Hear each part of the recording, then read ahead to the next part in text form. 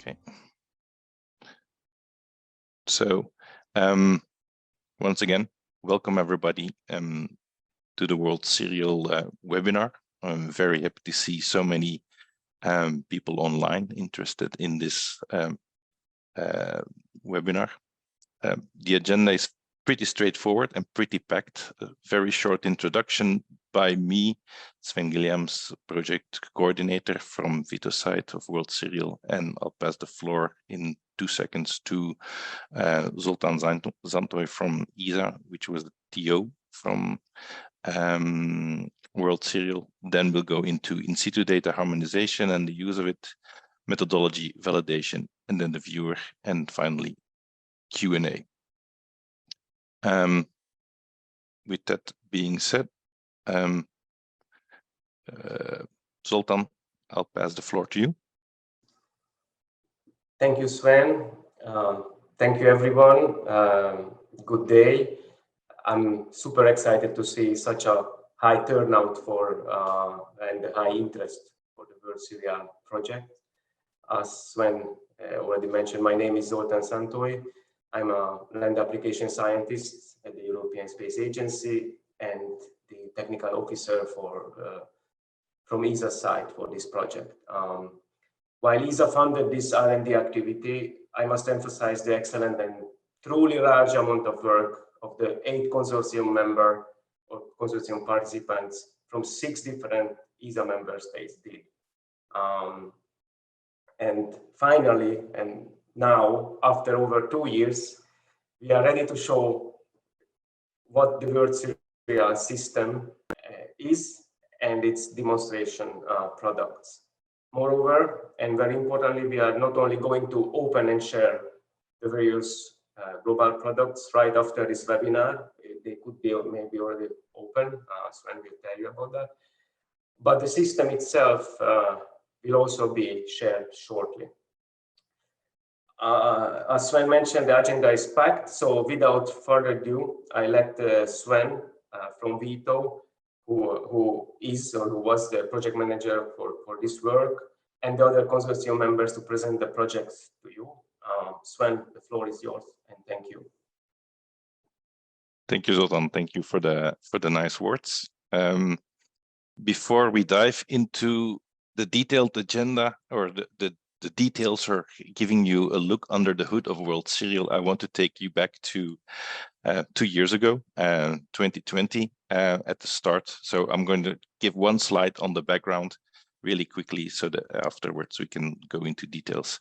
So project was set up in 2 phases, prototyping and implementation, and at the end of this presentation you will see the result of that implementation. I don't go into detail into the prototype, just want to remind you of the objectives. That was to demonstrate seasonal updated global crop type mapping at field scale based on open and available EO data. We were targeting maize and wheat, and everything needed to be open source. There are more, but those are the main requirements. We didn't do that alone. The requirements were also coming from our users. We had a tremendous amount of users or people involved. Our core users were FAO, different departments, the GEWS, the Land and Water, the Stats department, GeoGlam, of course, and then also AMIS. And then we had several users around the world. Consortium mentioned by Zoltan already.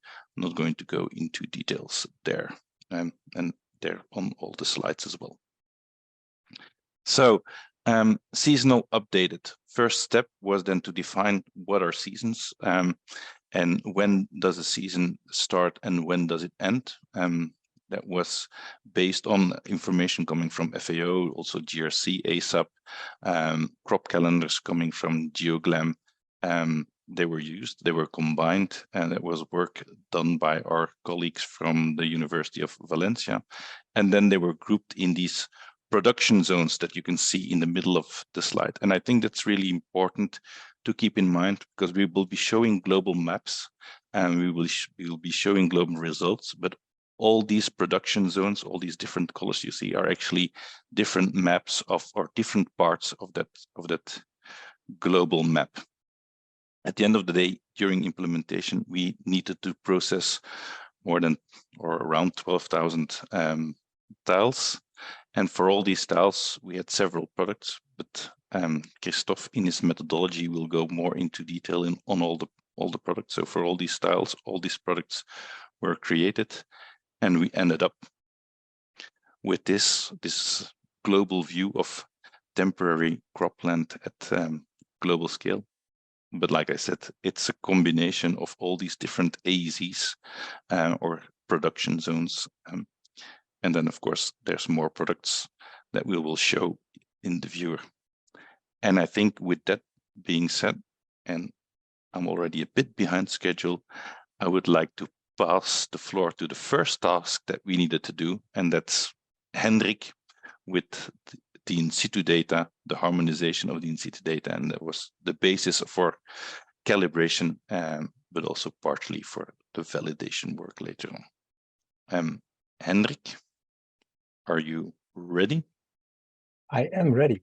Thanks. Perfect. I just want to request the control.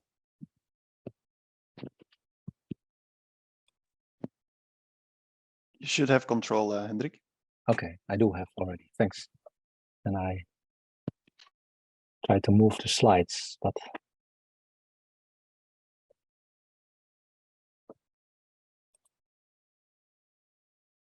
okay. Well, my name is Hendrik Boogaert. I'm from Wageningen University and Research, the Netherlands, and I would like to tell a bit about the work we did on collecting, harmonizing, annotating in situ data in support of the World Serial System. We define in situ data as an observation of land cover and or crop type and or the irrigation management for a precise location and a timestamp, preferably a date, like field surveys or data from land parcel systems, etc. And we call it in situ data or ground truth, and actually in the presentation we call it reference data. And now I want to move to the next slide. Yeah, okay. So the World Serial project started and built a community-based, open, harmonized reference data repository at global extent, ready for model training, so developing models, training those models, testing the models, and also to validate the products.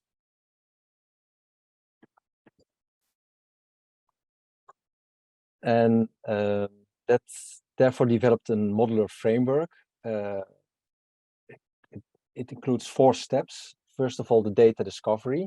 So we engaged with the community. We did structured surveys, expert consultations, web searches.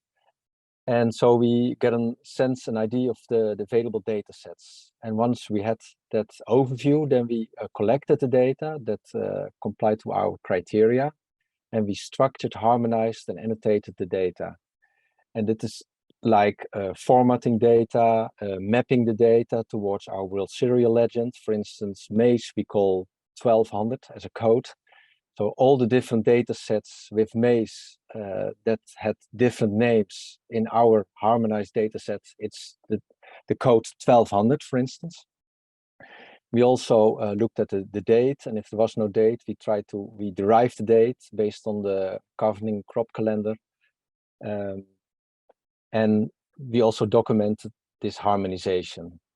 That was the second step. Then the third step was the data fitness for reuse. Once we use the data, we also want to share the data, open the data to the public. And therefore we completed the metadata. We also evaluated the quality of the data, looking at different perspectives, like the quality of the spatial accuracy, the temporal accuracy, and the thematic accuracy. For instance, one example, if we didn't have the real date, then we derive the date from the crop calendar. And that means that we have a less certain and less accurate assessment of the time, and that then we gave a penalty, for instance. So we evaluate the different data sets. So we had collected many different data sets, harmonized data sets, and then all the data sets are harmonized and ready for model training. And the fourth step is then sharing the data through Portal and getting feedback on the data. And we also encountered new leads that we also explored. This is then the result. We have 75 million harmonized observations with standardized metadata. There are different, we have kind of data that are public and can be shared with third parties, with the public, from field surveys, different examples. You see it on the right, the top right. These were field surveys from many different places that were harmonized, but we also had data from from parcel systems, like in the European member states, which are a kind of wall-to-wall coverage. So there we have much data. So much of this 75 million exists of data from these parcel information systems from Europe and from the cropland data layer in the USA, for instance. But also a fair share comes from many different field experimental data, field surveys. And some of the data is private, was only used within the system, cannot be shared, but was useful to do the training and the validation. Well, the data is shared. What we can share, the public data, is shared through a website. You see the URL on the bottom left. So there you can explore the different harmonized data sets. You can download the data sets, each individual harmonized data sets. These are in shapefiles. They have the associated metadata and also information about how we did the harmonization. So here you can find these different data sets. We also have published the data sets in Zenodo. So in Zenodo, we have a specific community, the World Serial community, where we published all the harmonized data sets in 3 different parts, because the different individual data sets that we collected and used, that were published by different organizations, universities, they have their own license, and some are CC by you, some are CC by you share alike, so acknowledge and share alike, or some have non-commercial. So in the end, we had 3 different parts that have their own license related to the original data set. And we also published the protocol on how we did the harmonizations of the reference data. And we are working on, or very close to the publication of a paper, building a community-based open harmonized reference data repository in +1. And we just received it back with some minor revision. So hopefully that is published soon. We also collected some new data, and that was quite innovative, using Street View. So on the bottom, you see all the places where we have Street View photographs. And there we collected the ones that were useful. And for the same date, we also took the Sentinel imagery, and then we could also draw the polygon based on the photo, what is the crop and what's the extent. And therefore, we collected quite some new data from this initiative. And you can see on the right different counts for the different crops. And then in summary for the future, well, you've seen on the map that you have quite some bias. Yes, we have seen that it was mainly Europe, some parts in Africa, but we do have big spatial gaps, specifically in Asia, but also in South America, Southern Africa. So we encourage the community to publish and share more data. And already discussed a bit or mentioned that the World Serial System, the continuation of the World Serial System, there's the need to have this because the project will end. And we have some additional benefits from the system, for instance, APIs to access this reference data in a nice way. For instance, give me all the grain maize labels for a certain spatial extent. That's with the current publication not yet possible, but with the system it can. It also has an easy upload for newly harmonized data. And that would include some peer review of the newly harmonized data before we can really make it open. These are some additional points that where we could benefit if World Serial System continues. And this is my presentation. Thanks for your attention. Thank you, Hendrik. Very nice presentation. I see a question in the chat on the link. It's I'm not sure which link they refer to, and I would like to remind everybody to post questions in the Q&A and not in the chat. I think the key part here, Hendrik, is indeed sustainability of the in situ data and opening up the data, but also, again, a plea to share data, and that's why we want to keep it in the, well, we need to host it somewhere. GeoGlam is an option, so that we can build on what we have collected and expand it. Okay, thanks a lot. Next up after the in situ is then the methodology. So Christophe, that's your cue. Yes. So in this part of the seminar, we'll give a very concise overview on the methodology and also the different products that our system is actually generating. It will be very concise, but we're also preparing a paper which will go more in depth and will hopefully be submitted soon with some more details. So just to reiterate, the main goal of World Serial is to dynamically generate at 10-meter resolution from local to global scales a different range of products, so annual temporary crop extent maps and seasonal cereals and maize, active cropland and active irrigation maps. So that's a whole different suite of products. And then obviously it's very important to have your definitions right. And we spent quite some time in getting all the definitions of what we were actually going to map right. So the base product that we're producing is an annual temporary crop mask. Most of you would probably call it an annual cropland mask, but it's actually temporary crops, which is a binary mask that identifies land used for crops that grow with a less than 1 year growing cycle. It also means that perennial crops and also temporary and permanent pastures are not included in this mask. Within that annual mask, we then follow the seasons, the crop seasons in each region around the world. And then obviously we need a good determination of what the crop seasons actually look like. And so a considerable part of the work has been done and has also been published if you scan the QR code, where global crop calendars were created for the World Serial target crops, wheat and maize. So we know globally when the crops are growing. And based on these pixel-based global crop calendars, we then generated these agroecological zones that Sven was already mentioning. And these are the primary production units of the World Serial System. So each zone groups together regions with similar crop calendars. And for each zone, we produce each of the World Serial products for the crop calendars of that particular zone. So even in the end, if we have a global coverage, all the products follow their respective growing seasons in that region. And then finally, for the remainder, we're also not going to talk anymore about wheat, but about cereals, which in our definition here consist of the Triticeae tribe, the most important members of that tribe, which are wheat, barley, and rye. Because the training data that we had and to have a reliable classification at the global scale, it was not feasible at the moment to distinguish between these three. So our cereals map is a combination of these three crop species. Okay, so let's dive into a bit more. So what the classification system itself is doing is actually starting from all the input data that we require and transforming it into the different World Serial products. So the heart of the system is in getting information from a big data stream, which contains a lot of noise and clouds and so on, and to transform that ARD data into classification features.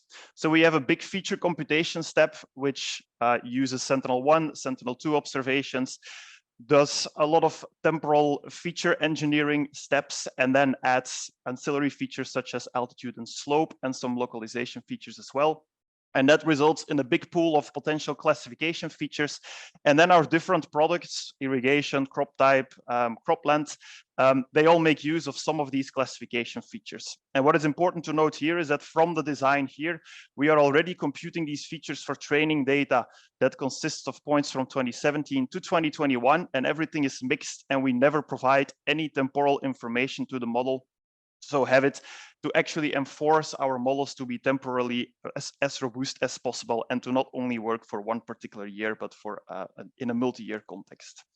Once we have our classification features, we put them in a classification algorithm, which actually does the classification. Our default algorithm is gradient boosting on decision trees, the CAT boost algorithm. After A lot of benchmarking exercises, we ended up with this default algorithm because it's fast in training, very fast in inference. It requires minimal parameter tuning and also importantly can work with limited amounts of training data. And if you look on the right, depending on the product, we do have sometimes very limited training data available. All our CatBoost models are trained in the one versus all setup, which means that we always map one target class against the competing classes. And then if we have the classification features and our model, the only thing we still need to decide is the training approach. And for this, we also did a lot of benchmarking exercises. Things you need to take into account is the spatial coverage of your training data. Are you able to train local models, or do you need to stick to global models because there's just too many blank regions where you don't have any training data? If you have a global model, can you do something with localization features which actually steer your global model in regions where there is data available? All with the means of not overfitting your models, taking into account harnessing the power of training data where it is available, but also avoiding that we overfit for that specific training data in that location. And so the approach then turned out to be different for the different products. So for our first detector is the temporary crops detector. We trained multiple models, one in each realm. Realms you can see based on the ecoregions data set in the lower left figure. So for each of these realms, we train a temporary crop detector, and in realms where we have sufficient high quality data available, we added some localization features in the predictors to make the model even more accurate and making use of that localization features.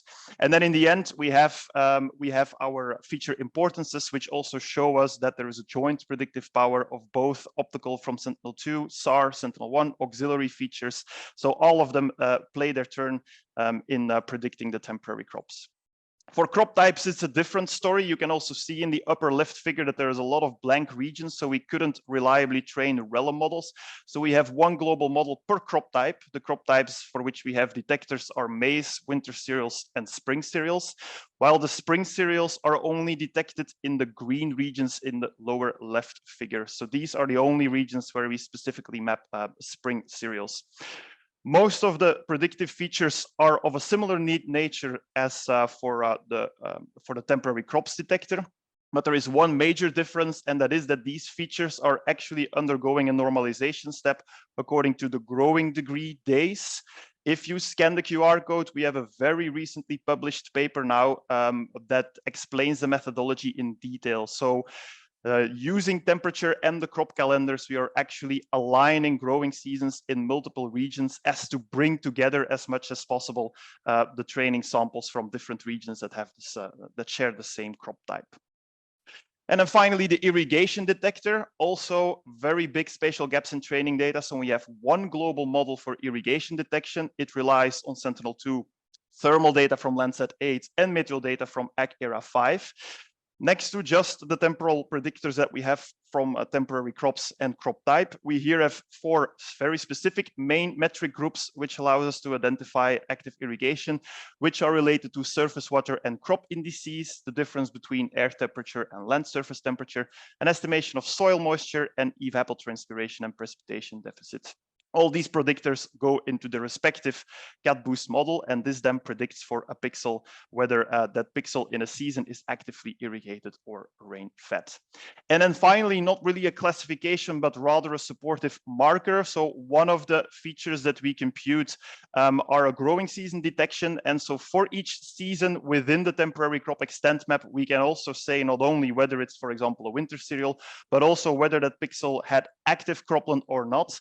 Our definition is quite strict, so we need to detect a start and end of the growing season within the season that we're actually mapping. If that is the case, then we map that field as active cropland for that season. If it's only even partially outside the season that we map, then we mark it as inactive.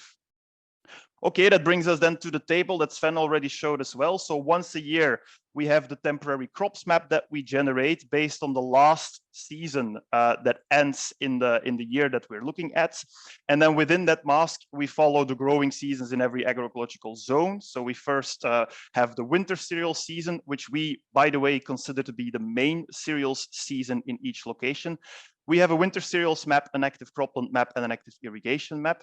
Then in the maize the main maize season, we map maize globally. Because in the northern regions, this season is also aligned with the spring cereal season. In those parts, we also map spring cereals, and then we have another update of active cropland and active irrigation specifically for that season. And then in some more equatorial regions, we also define a second maize season for which we then produce another maize map, and again, active cropland markers and an active irrigation map for that particular season. So without further ado, just some overview. So here is our 2021 global temporary crop extent map. This has been downsampled and shows you the fraction of temporary crops in a grid box. But obviously showing this at a global scale doesn't mean that our source files at the 10-meter resolution are very detailed. Here, for an example, in France, where we are very precisely delineating the fields where you can see which of these parcels were actually having temporary crops according to the definition. But also in the more challenging regions, such as Tanzania, we have a good delineation of the temporary crop extent for 2021. Within that mask, we then produced the seasonal maize maps. So in the upper panel, we have the main maize season, which we produce globally. Again, here a fraction map. And then in the lower panel, we have the targeted regions where we map a second maize season, where you can also see the fraction map, just as an example of the global overview. Just as a reminder, this is actually built up by stitching together the different agroecological zones, which have different crop calendars. So although this is a synthetic global overview, it's actually consisting of different parts of the year. A little bit more into detail, here is just an example where you see nicely delineated maize fields in northern Italy, but also in other regions like Uganda, Nigeria, and China. We are following the respective growing seasons there to map maize as well, both in the main season and in this case also the second maize season.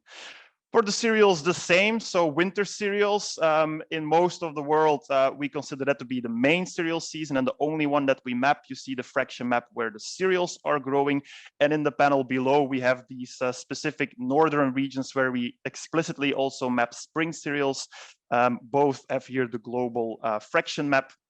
But to show just some small examples, here are delineated cereal fields in Argentina. And one other example, both in the fields in the lower panel and some pivots in the upper panel for South Africa, also mapping cereals in their respective growing season. For each of these three seasons, the winter cereals, the main maize, which aligns also with the spring cereals, and then the second maize season, we also have global irrigation maps. Here again, showed as fraction maps, but in the end, the source files are 10-meter files. So if we just give you an overview of that, you see here in the Euphrates region in Iraq, some detected irrigation fields. Another example from the Western Cape, South Africa, where there's a clear distinction between rain-fed or non-active fields and then actively irrigated fields. And sometimes in the upper right panel, you even see within a pivot that parts are irrigated and parts are not irrigated or maybe not active. So very detailed overview of this product. And then finally, the seasonal active cropland marker, an example from the United States. So in the large corn belt, you see what you would expect that in the winter cereal seasons, the cornfields don't have a start and end of season in the crop calendar that we have for that region in the winter cereals. So they pop up as red, while in the maize season, they all pop up as green. In the detailed view, more centralized, you also see a nice switch between some fields that are active in the winter cereal season and some other fields that are then active in their respective maize season.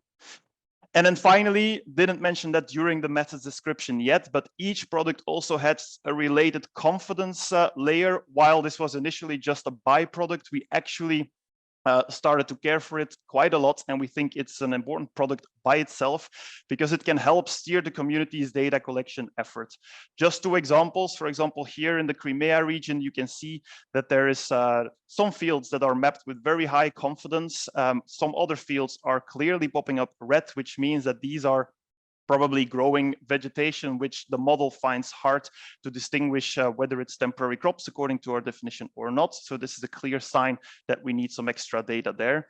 Or One other example in the Sudan region here, where there is, if you zoom out, a large red blob. And indeed, if you zoom in on the base maps, you can see maps which fields which might or might not be temporary crops in the 2021 year that we're mapping. But what a model is actually saying, telling us is that it's not sure, that this is just an unknown situation, not enough training data, or very peculiar meteorological conditions. We don't know, but the model is telling us that we need some extra training there to really boost performance and quality of the model. Brings me to the conclusion. So with the release of the products today, we think that World Cereal is a successful first shot at seasonal global crop maps, although it's definitely not the end point.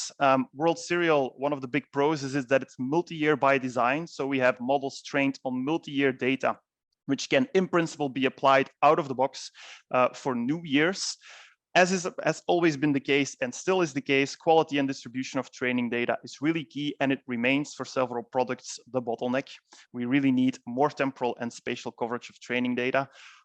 Luckily, we have confidence maps that can actually tell us where we would need extra training data so that we can really have targeted data collection efforts that would really make a difference in the map and model quality. Finally, the crop calendars and the related agrological zones are really on the base of how we define and generate our products. So it's important for the users to remember this and to take this into account, that we really follow the growing seasons as they were defined by the global crop calendars and the agrological zone. And then just to end maybe with then the good news, today the classification module, at least already, will be open sourced on GitHub, so that everyone can also have a look there and hopefully make the algorithms and methodology even better in the future. So with that, in a nutshell, the methodology and products for World Cereal. Okay, thanks, Christophe. Very nice presentation, very good overview. There's lots of questions coming online on the confidence layers, but we'll answer those after the presentations. I think with in situ, with the methodology explained, it might be good to dive into the validation part of all the products. So Miroslava, can you give a short overview of validation, please?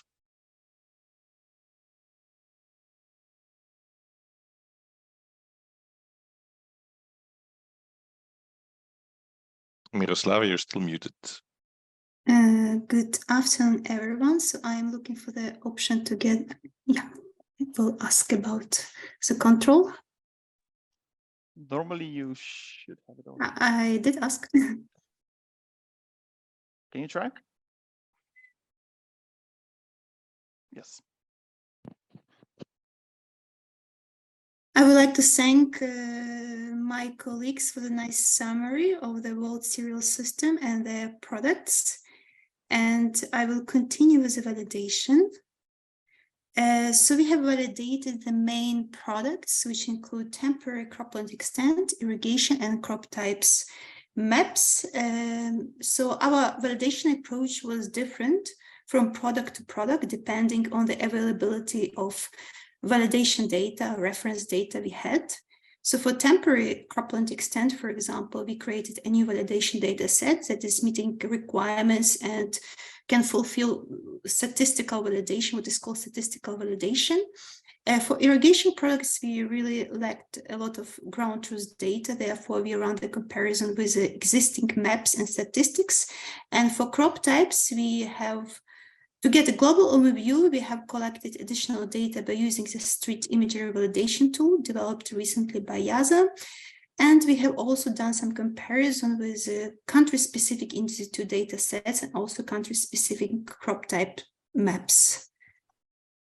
So let's start with temporary crop validation.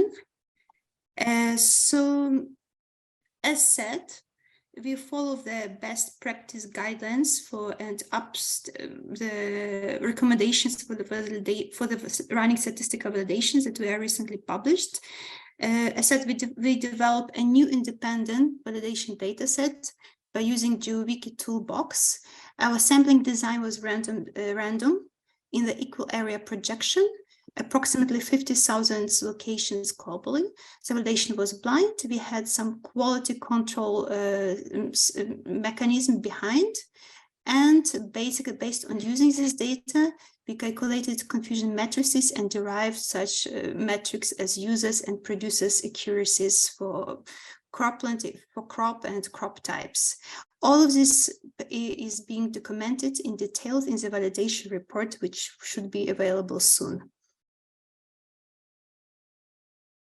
So on this picture, you can see the final validation data sets that we collected via GeoWiki. In blue, those are no cropland areas. In red, cropland areas and some locations that we are not sure. In total, we ended up having 35,000 locations globally. Once we took the extent of actual tiles that were processed. And we did our calculations at global scale and also by continents. As you can see, the overall accuracy numbers are very high. So I guess for you as users, the most important are users and producers accuracies for cropland as a class. Overall, we got very good results. A bit lower accuracies were observed in Africa and Asia, but those are also regions, continents with very fragmented landscapes and very small fields. And also, we lack quality training data available in these regions. And in short, about some insights about crop type validation. As said, to get a global overview, we use a street imagery validation tool where we visually inspected street level images and detected some crop types information. Approximately, we checked like 50,000 images, and only for 7,000 we were able to detect. We could see the actual crop, and we submitted the polygons with this information. The summary you can see on this figure. So this is our validation data set on crop type with the main crop types that we collected. You can see in general we have a bit of data everywhere, but there are still some gaps in Africa and in Asia. And this is because well, there are much more images, street level images available in these regions, but for other years, for 2021, we did have a bit limited information available. So here are the results of our crop type validation. We got quite nice and high numbers for maize and cereals, and overall we observed a little bit underestimation of those two classes. But once interpreting these results, we should keep in mind that they are biased over the spatial distribution of the validation data sets, and we should keep in mind that we had some gaps, for example, in Africa. We have also done the comparison with country-specific in situ data sets, which are available on the World Cereal Reference Module. We selected only those that were for the year 2021 and those that had information about crop types, specific about maize and cereals. And in addition, we actually also cross-checked if those records were not used to train the models. That was also important. So to summarize, we got a very high good agreement over Canada and European countries. Unfortunately, we found some quality issues related to the data sets for Kenya, Tanzania, Uganda, but we documented it all in our validation report. For the irrigation products, we have run the comparison with two maps, the FAO Global Irrigation Area for Irrigation in 2005, and also the recent map by USDA. And also we had run some comparisons with statistics. But I would like to say that we have to interpret those results with caution because the timestamp is different, and very often also the definitions are also different for all of these maps and even the statistics.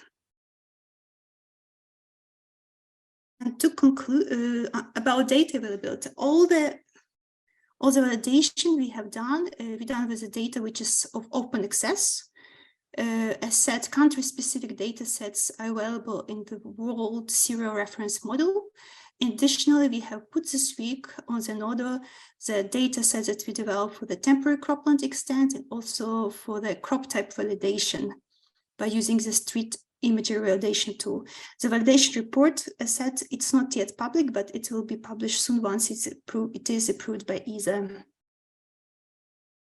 To conclude, overall the results meet the initial project requirements by the funder, which were minimal accuracy as of 80% at a global scale for the temporary cropland extent and minimal accuracy as 70% for each crop type.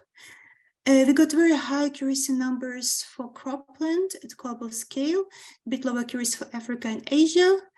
Rather good accuracy for both crop types, maize and cereals, but as said, the results are biased to a special coverage of the validation data set. So this brings to conclusions that we do still have very little information available on crop types that could be used for validation. And some reference data sets, unfortunately, do have low quality and are not suitable for remote sensing applications. We have explored that there is a high potential to fill the data gaps in the past by using the demonstrated street imagery validation tool, but this would require, of course, more additional efforts and some additional funding.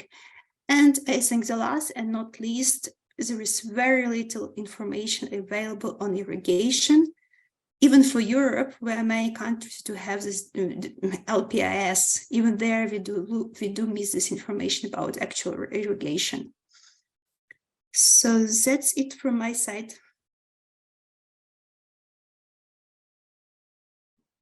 Thanks, Miroslava. Thanks a lot. Nice presentation. There's a lot of questions coming in. I think we will go through them afterwards. Validation is definitely one, and the amount of data points and why certain things. There's also been on definitions. So it's clear it's only on annual crops, so not on perennials. So the temporary cropland definition that we're using, that's crops planted and harvested within 1 year. The full definition was linked in Christoph's presentation. And then for the crop types, it was maize. And then for wheat, we used wheat, barley, and rye due to the fact that we couldn't, we didn't have enough validation data sets to really go for wheat alone. We did some tests over Europe. Wheat, barley was distinguishable, but in the rest of the world, we couldn't work on that. So that's already some answers solved, I think. But now let's move into the viewer. Lubos, I think you have a short introduction and then you have a live demo.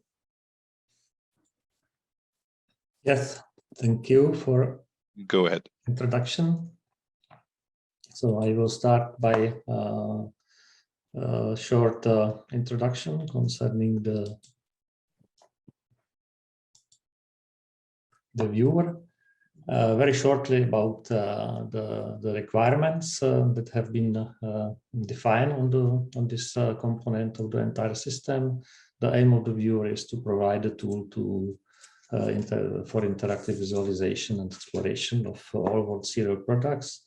It also provides access to all products from external applications through WMS services that are part of the application. Also, the viewer is integrated with the processing module to allow the automated ingestion of all the products produced by the processing module. And there is a specific tool, specific template to provide the possibility to present statistics that are calculated over world cereal products. Just to summarize the technological aspect of the viewer, it's open source solution that is cloud agnostic, could be Dockerized and deployed on any cloud infrastructure. Very quickly about 3 templates that are part of the portal. They differ in the way how the user can access the data and which data can be accessed. The preferred access to the world serial products is to go through the detailed exploration that provides access to the products generated based on agroecological zones. And as there are many zones in many seasons, this template provides user the possibility to query the products by spatial, temporal, and metadata queries. If the user like to check the global view of the products, it could go through the global template. This is just to remind that the global template provides access to the same data like the detailed exploration template, but the difference is that in the global view, all the AES-based products are virtually aggregated and could be visualized at once. But still, the user should be aware that these global products consist of individual AES-based products that are produced separately. The third template is provided to give the user the possibility to explore the statistics that are calculated over the world serial products, and it provides the possibility to work in the environment that links the graphs charts with the mapping window. And very shortly about the main tools that are provided to the users through the graphical user interface.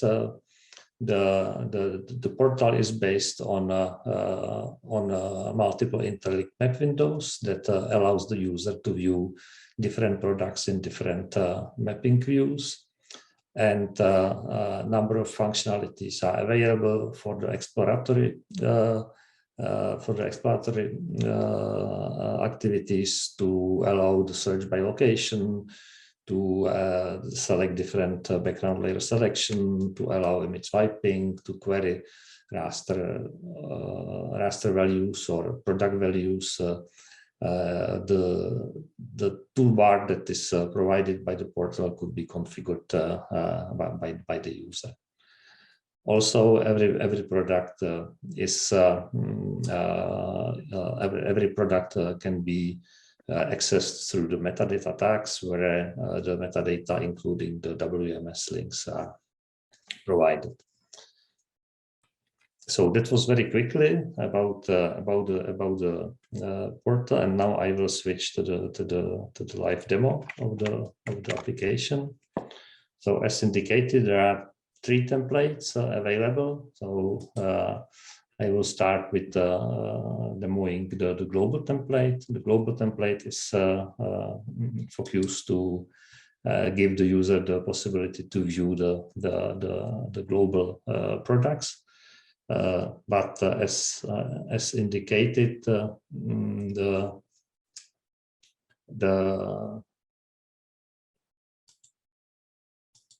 agroecological zones can be visualized so that the user can see that this global product consists of individual products. Very shortly, I will show the product in different locations, and I will try to show very quickly some of the main functionalities of the product. So starting in the US, I can demonstrate how the user can open another window and displays the other products. It has been already presented that every product is accompanied with a confidence layer, so the user can use the switch button to present the confidence that describes the reliability of the map. But at the same time, the user can also add other product into the window, and can compare the different products. Also, more products can be added to the single mapping window, so the user can can visualize, for example, in the left window, the temporary crops map is overlaid by winter cereals and maize product. In total, the user can open 4 windows. So I will demonstrate the 3rd window, and I will add the active cropland product into the map.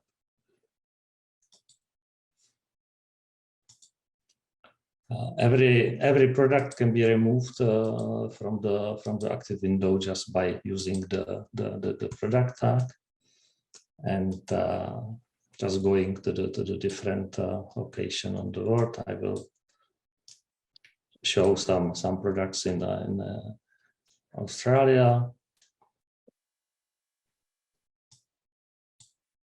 Again, in this case, the winter cereals are mostly grown in the area, so the user can quickly display multiple products in single window and browse and explore the data. Coming to the different part of the world, we can look at a region with intensive irrigation. So in close to Cairo in Egypt, there is quite active, quite intensive irrigation in place. So the user can again can display both products into the application. For each product, the transparency can be defined, just to help to understand also the background image. And it has been also noted that there is a metadata window where the user can access the WMS links that allows the users to display the data in his or her own GIS application. So going to the other template, the detail template shall be used if the user likes to work or to explore or to visualize the products as they have been produced in the based on the agroecological zones. As there are so many zones for the user to be selected, the way how to access the products is the timeline that is part of this template in the bottom part of the application. Again, the user can visualize the agroecological zones, and just by a quick query of the zones, it could identify the ID of the zones and the products that overlaps with the current area of interest are displayed as bars on the timeline. So for this particular zone ID, the user can visualize the product by clicking on the bar, and he can also visualize more product just by clicking on other bars. As there may be a lot of products available for the current view, the user can use the filtering tool just to restrict which product will be shown on the timeline. So if the user likes to show for it to visualize the base or winter cereals, you can just set a filter for that, and again clicking on the bar, the products could be visualized and export. So that was very quickly about the bitout exploration, and going to the third template, which is focused on exploration of statistics calculated over the world serial products. The template provides the user the possibility to display statistics calculated on two administrative units. The global level includes the statistics that are calculated on for countries. So clicking on the country, the user can display the statistics for all products, for all periods, and also selecting additional countries, the user can compare the statistics. And clicking on the country, the user will switch the application to the country to the region-based level, and using the same functionalities, the user can explore the statistics calculated over the individual regions of the selected country. So that was very quickly about the viewer, and just to end with my presentation, the portal can be accessed on this link, and at the moment there is a user login needed, which is world serial and world serial as a password, but the user login will be removed just after the webinar, so that everyone can access the viewer and play with it and see all the products in action. So that was all from my side. Thank you.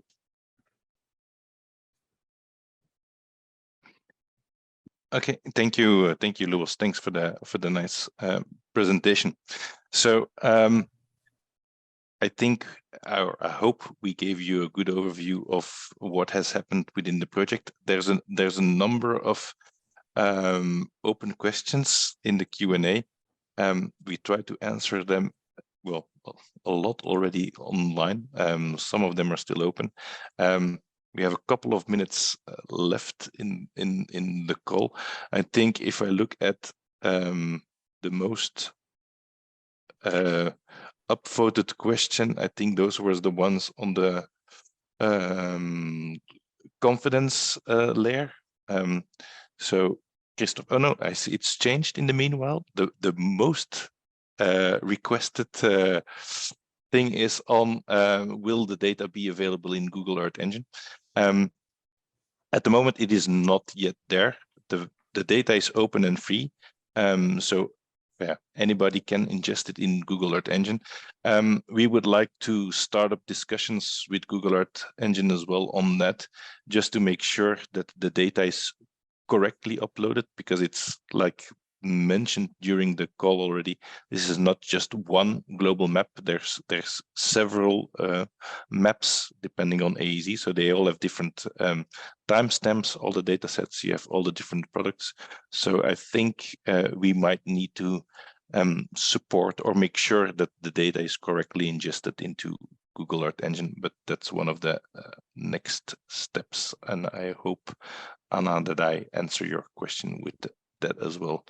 Next question, I think for Christoph in this case, is on the confidence layers. I think there were three or four questions on that. So if you could answer those, that would be great. Thanks, Christoph. Yes, and maybe just to add on the Earth Engine ingestion. So for the paper on the methodology that we are preparing right now, we are actually also compiling all the individual Sentinel-2 products, the tiles as they are processed per AEZ.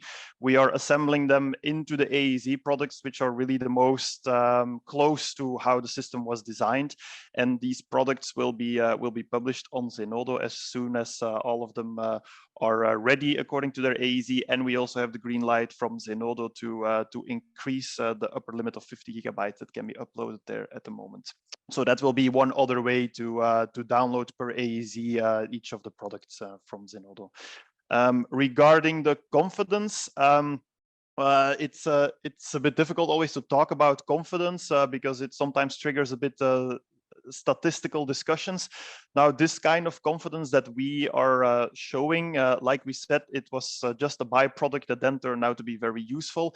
It's not a statistical measure of a confidence level in any way. So what it is actually confidence that comes out of the CatBoost classifier.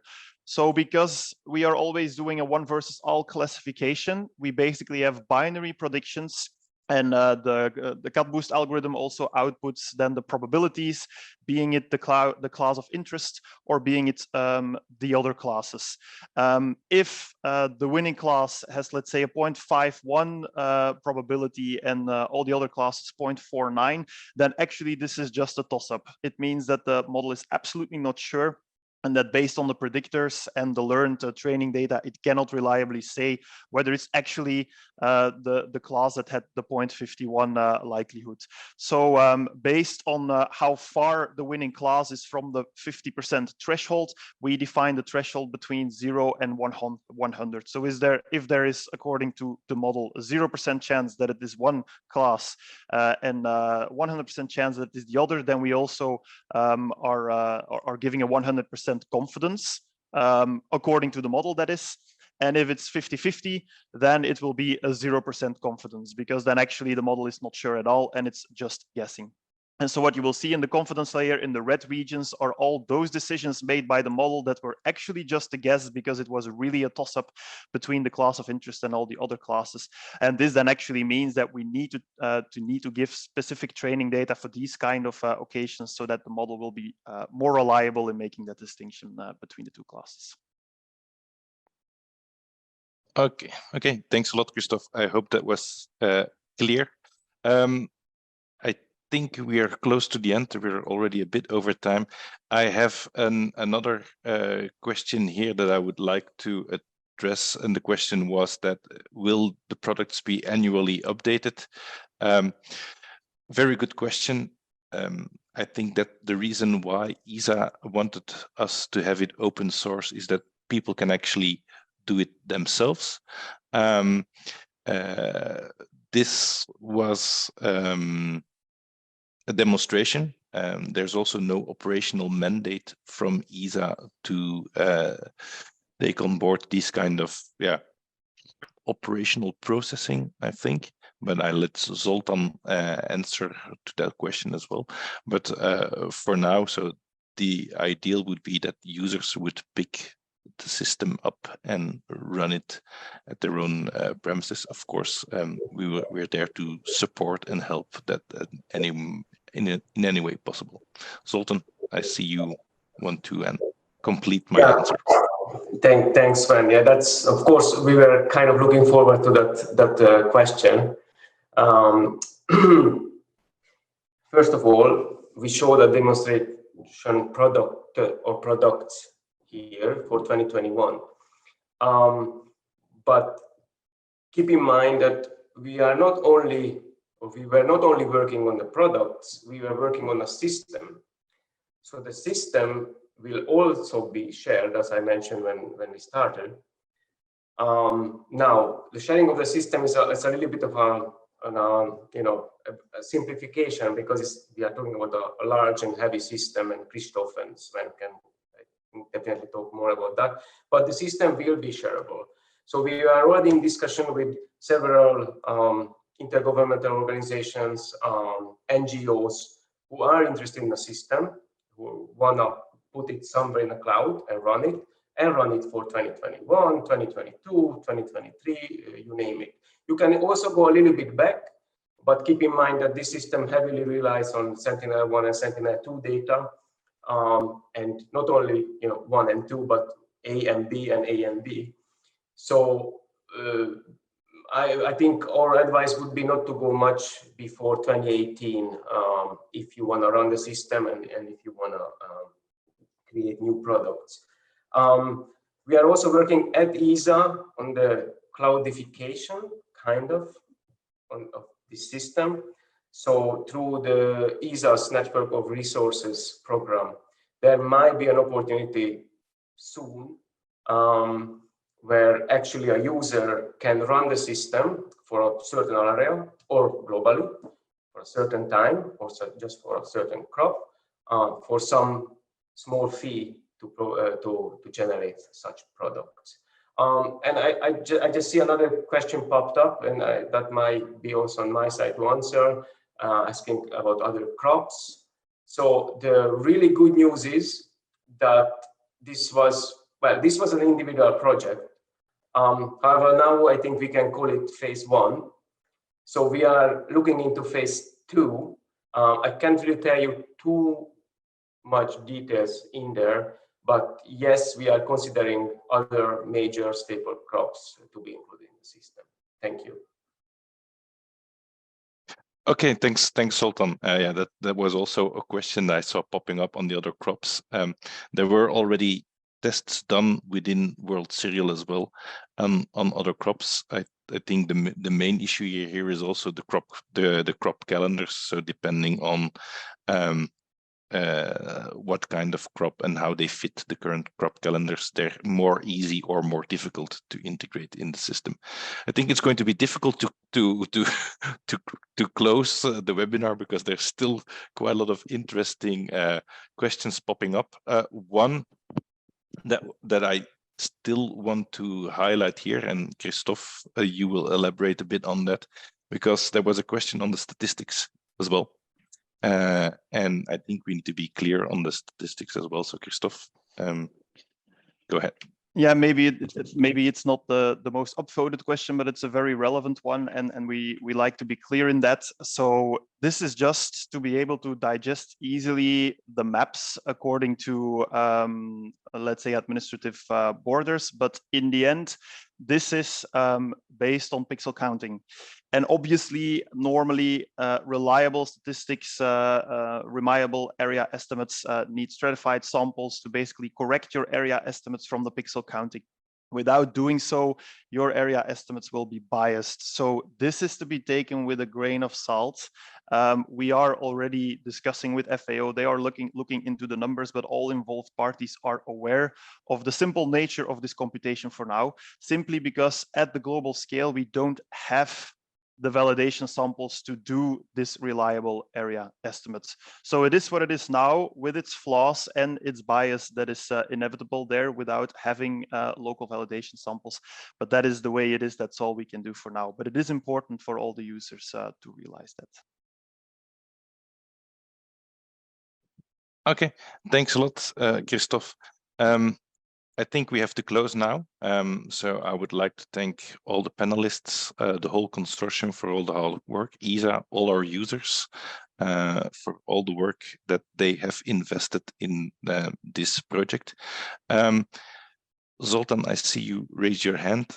I'm going to make my point first before I pass the floor to you one more time. The questions that haven't been answered, or if you have still open questions, please reach out to us through the World Cereal website. The link is in there. VDM is online as well, so you can browse to the products. And with that being said, Zoltan, I pass the floor to you for the final words. I was not thinking the final words, okay. But I can say that too. Just wanted to emphasize that please feel to contact us, especially that we are looking into phase 2. We will be here, but even without that, please contact us directly or through the website, and we will be very happy to follow up with you in any kind of question or needs. If you want to hear final words, I really want to thank everyone, all those who joined this webinar. We were very excited to show where we are. I hope you feel the same.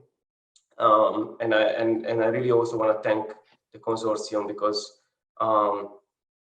Sven didn't mention, or I don't know if you mentioned COVID and all those things, but they did start in the middle of COVID, so it was a really tough start for the whole project, and still just a little bit beyond the original plan, 2 years, we accomplished, I think, something really significant. So again, thanks everyone, and we will be back, I guess. Thanks, Zoltan, for these nice words. like I said, feel free to reach out. Also keep an eye on the social media. There's a number of blogs being published, and also the recording and the answers to all these questions will be published online so that you can follow up, and please follow up with us. So with that being said, I would like to thank all of you for your attention. Have a nice day or a nice evening, depending on where you are, and we'll be in touch soon. Thank you very much.